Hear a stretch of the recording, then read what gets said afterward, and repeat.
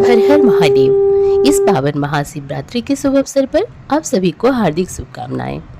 भगवान शिव की कृपा से आपके जीवन में सुख, शांति और समृद्धि का वास हो। आपकी सभी मनोकामनाएं पूर्ण हो और महादेव का आशीर्वाद सदा आप और आपके परिवार पर बना रहे। देवों के देव महादेव की कृपा से आपके जीवन के सभी कष्ट दूर हो और हर दिन मंगलमय हो। हर हर महादेव।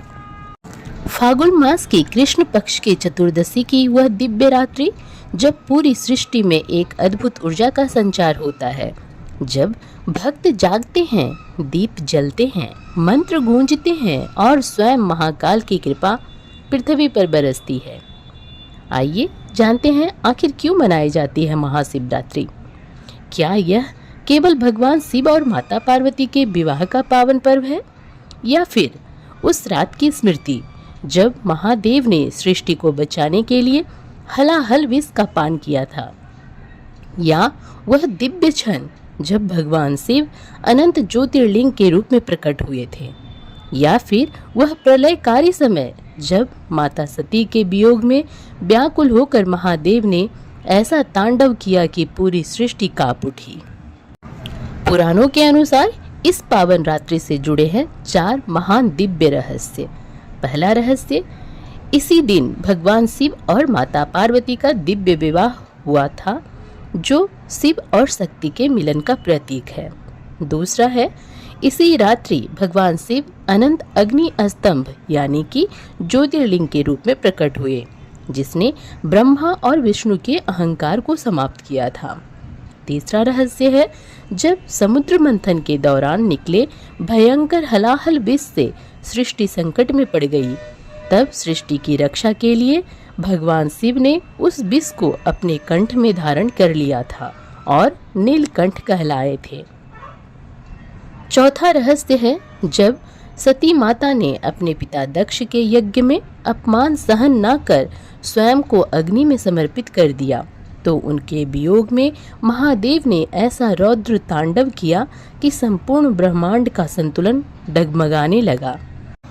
इन्हीं 4 दिव्य घटनाओं की स्मृति में महाशिवरात्रि का व्रत रखा जाता है, ताकि हम अपने भीतर के अहंकार, क्रोध और अज्ञान का अंत कर शिव तत्व से जुड़ सकें।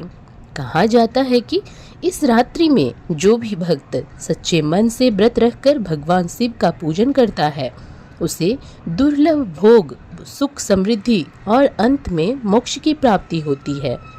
तो आइए अब जानते हैं महाशिवरात्रि व्रत की वह पावन कथा, जिसे सुने मात्र से ही जीवन के समस्त कष्ट दूर हो जाते हैं और शिव की कृपा प्राप्त होती है। बहुत समय पहले की बात है। एक घने जंगल के पास एक गरीब भील शिकारी रहता था। उसका जीवन बहुत ही कठिनाइयों से भरा हुआ था। वह रोज जंगल में जाकर शिकार करता और उसी से अपने परिवार का पालन पोषण करता था। उसके घर में उसकी पत्नी और छोटे छोटे बच्चे थे, जो अक्सर भूखे ही सो जाते थे, क्योंकि हर दिन शिकार मिलना आसान नहीं होता था। धीरे धीरे एक समय ऐसा आया जब कई दिनों तक उसे कोई शिकार नहीं मिला। घर में अन्न का एक दाना भी नहीं बचा था। बच्चे भूख से तड़प रहे थे और पत्नी की आंखों में बेबसी के आंसू थे। उस दिन उसकी पत्नी ने कहा, आज चाहे कुछ भी हो जाए, खाली हाथ मत लौटना, नहीं तो हम सब भूख से मर जाएंगे। यह सुनकर भील बहुत दुखी मन से जंगल की ओर निकल पड़ा। उसे यह नहीं पता था कि उस दिन महाशिवरात्रि है। पूरा दिन जंगल में भटकने के बाद भी उसे कोई शिकार नहीं मिला। धीरे धीरे शाम हो गई और रात का अंधेरा छा गया। भूख और थकान से परेशान होकर उसने सोचा कि अब रात में ही किसी जानवर का इंतजार किया जाए। वह एक पेड़ पर चढ़ गया ताकि वहां से किसी जानवर को आते हुए देख सके। जिस पेड़ पर वह चढ़ा था वह बेल का पेड़ था और उस पेड़ के नीचे एक शिवलिंग स्थापित था, लेकिन भील को इसके बारे में कुछ भी पता नहीं था। रात के पहले पहर में एक गर्भवती हिरनी पानी पीने के लिए उस स्थान पर आई। जैसे ही भील ने उसे देखा, उसने अपने धनुष पर तीर चढ़ा लिया। लेकिन जैसे ही उसने निशाना साधा, उसके हाथ से कुछ बेलपत्र टूटकर नीचे गिर गए और सीधे शिवलिंग पर जा गिरे। इस प्रकार अनजाने में ही उसकी पहली पूजा हो गई। हिरनी ने डरते हुए कहा, हे शिकारी, मैं गर्भवती हूँ। कुछ ही दिनों में मेरे बच्चे जन्म लेने वाले हैं। कृपया मुझे जाने दो। मैं वचन देती हूँ कि बच्चों को जन्म देकर मैं स्वयं तुम्हारे पास लौट आऊंगी। भील को उसकी बात पर दया आ गई और उसने उसे जाने दिया। कुछ समय बाद दूसरी हिरणी वहां आई। फिर वही हुआ। जैसे ही भील ने तीर चलाने की कोशिश की, कुछ और बेलपत्र नीचे गिर गए और शिवलिंग पर चढ़ गए। दूसरी हिरणी ने कभी कहा, मुझे जाने दो, मैं अपने पति से मिलकर वापस आ जाऊंगी। भील ने उसे भी जाने दिया।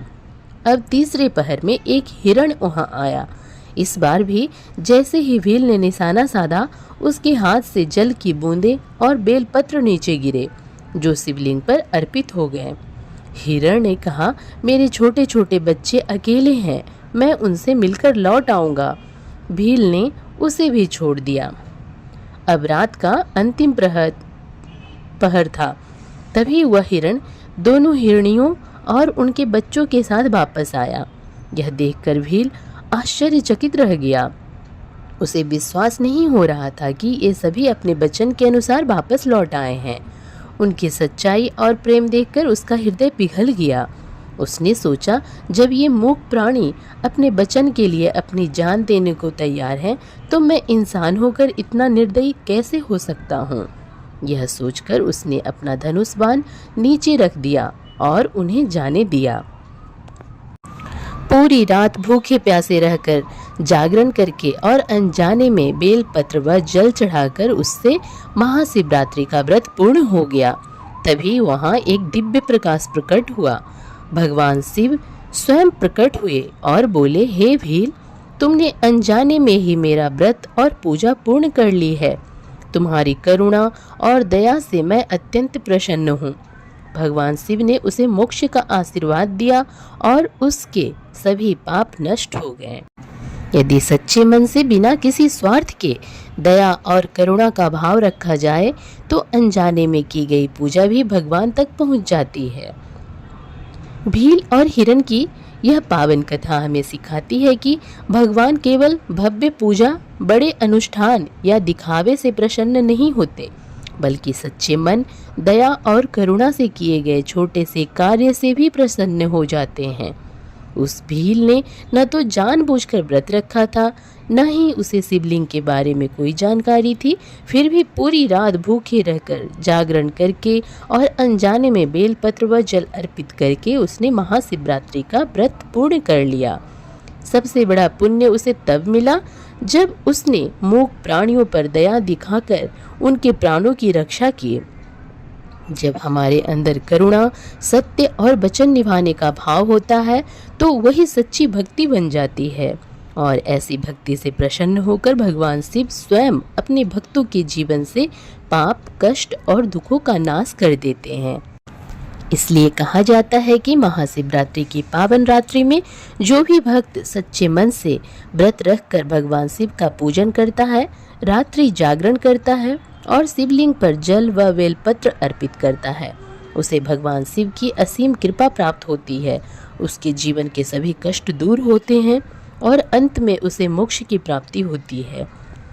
अगर आपको यह पावन महाशिवरात्रि व्रत की कथा पसंद आई हो तो वीडियो को लाइक करें और ऐसे ही धार्मिक कथाओं को सुनने के लिए हमारे चैनल को सब्सक्राइब करना ना भूलें। हर हर महादेव। अब आइए भक्ति भाव से भगवान शिव जी की पावन आरती करें। ओम जय शिव ओंकारा, स्वामी जय शिव ओंकारा, ब्रह्मा विष्णु सदा शिव अर्धांगी धारा। ओम जय शिव ओंकारा, एकानन चतुरानन पंचानन राजे, हंसासन गरुड़ासन वृषवाहन साजे। ओम जय शिव ओंकारा, दो भुज चार चतुर्भुज दस भुज अति सोहे, त्रिगुण रूप निरखते त्रिभुवन जन मोहे। ओम जय शिव ओंकारा, अक्षमाला वनमाला मुंडमाला धारी, चंदन मृगमद सोहे भाले ससिहाधारी। ओम जय शिव ओंकारा। श्वेतांबर पीतांबर बाघांबर अंगे, सनिकादिक गरुड़ादिक भूतादिक संगे। ओम जय शिव ओंकारा। करके मध्य कमंडल चक्र त्रिशूलधारी, सुखकारी दुखहारी जग पालनकारी। ओम जय शिव ओंकारा। ब्रह्मा विष्णु सदा शिव जानत अविवेका, प्रणवाक्षर में शोभित ये तीनों एका। ओम जय शिव ओंकारा। त्रिगुण स्वामी जी की आरती जो कोई जन गावे, कहत शिवानंद स्वामी सुख संपत्ति पावे। ओम जय शिव ओंकारा। ओम जय शिव ओंकारा। स्वामी जय शिव ओंकारा। जय शिव ओंकारा। ओम जय शिव ओंकारा। बोलिए प्रेम सहित हर हर महादेव। जय भोलेनाथ।